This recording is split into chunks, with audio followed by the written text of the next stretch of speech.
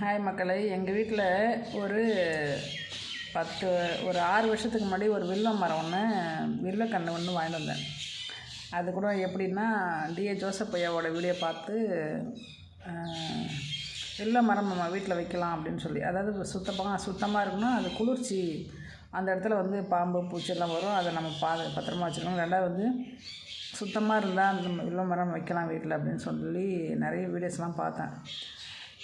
அந்த வில்வ மரம் வைக்க வேண்டிய முறை என்னன்ட்டு கேட்டேன், நிறைய பேர்த்துட்டு கேட்டேன். அவங்க என்ன சொன்னாங்க, வில்வ மரம் வச்சுட்டா அந்த பக்கம் சுத்தமானவங்க மட்டும்தான் போகணும், குளிச்சுட்டு தான் அந்த வில்வத்தை தொடணும்.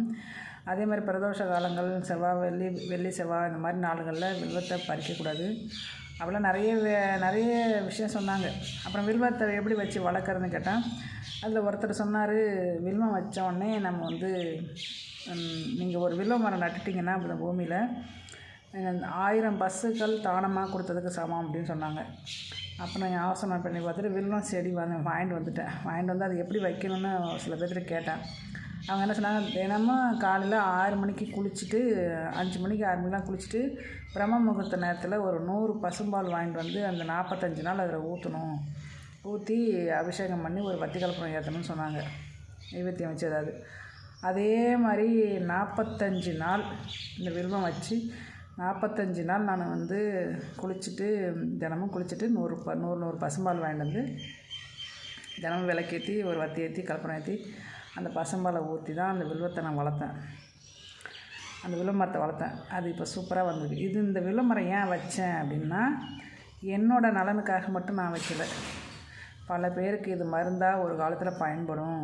நம்ம இறந்து போனாலும் நம்ம பசங்களுக்கு, நம்ம பிள்ளைகளுக்கு, நம்ம தலைமுறைகளுக்கு, நம்மளை சுற்றி இருக்கிறவங்க, வெளி இடத்துலேருந்து வரவங்க எல்லாருக்குமே இது பயன்படணுங்கிறதுக்காக தான் ஒரே வில்வத்தை நான் வீட்டில் வச்சேன். அந்த வில்வம் வச்ச இடமும் நல்ல சுத்தமான இடம் தான். சனி மூலையெல்லாம் வைக்க சொன்னாங்க. வில்வம் வைக்கிறதுக்கு முறையாக என்ன செய்யணுமோ அதையும் செஞ்சு தான் நான் வச்சுருக்கேன். நீங்களும் வீட்டில் வில்வ மரம் வச்சிங்கன்னா, வில்வ மரம் வச்சா நம்ம வீட்டை சுற்றி நமக்கு நல்ல பாசிட்டிவ் எனர்ஜி கிடைக்கும், நல்ல நோய் எதிர்ப்பு சக்தி கிடைக்கும். நம்மளை சுற்றி இருக்கிறவங்களுக்கும் அது பயன் கொடுக்கும். விஷக்காற்றுக்கெல்லாம் முறிக்கக்கூடிய சக்தி அதுக்கு இருக்குது அப்படின்னு சொல்லி நிறைய விஷயம் வில்வத்தை பற்றி நிறைய ஆராய்ச்சி பண்ணி உள்ளெல்லாம் போய் நல்லா வீடியோலாம் பார்த்து நிறைய பேர்த்துட்டு கேட்டு அதுக்கப்புறம் தான் நான் வில்வமே வச்சேன். இப்போ அந்த மரம் வளர்ந்து சூப்பராக இருக்குது. அதையும் நான் வணங்கிட்டு தான் இருக்கேன். அதுக்கும் விளக்கு வச்சு தான் இருக்கிறேன். துளசியும் வச்சுருக்கேன், நெல்லி மரம் வச்சுருக்கேன். அதனால தான் என்னவோ தெரியல, எனக்கு கடவுளை என்ன நல்லா வச்சுருக்காரு. இது வரைக்கும் நான் எந்த மாத்திரை மருந்தும் சாப்பிடல, வில்வத்தை மட்டும் தான் சாப்பிட்றேன். இதே மாதிரி நீங்களும் ஆரோக்கியமாக இருக்கணும்னு வேண்டிக்கிறேன். நன்றி.